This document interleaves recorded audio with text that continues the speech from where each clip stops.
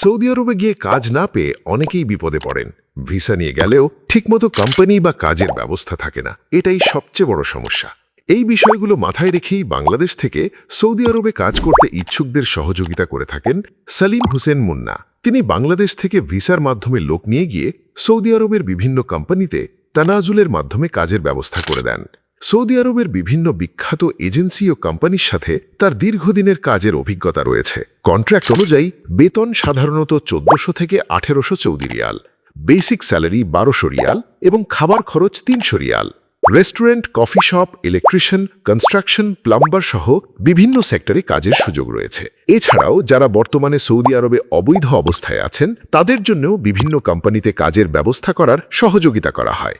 বিস্তারিত জানতে এখনই কল করুন অথবা হোয়াটসঅ্যাপ করুন।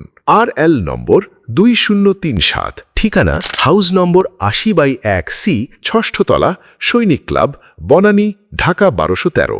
যোগাযোগ ইমো বা হোয়াটসঅ্যাপ +966 539 957665 অথবা +880 13 188 21495।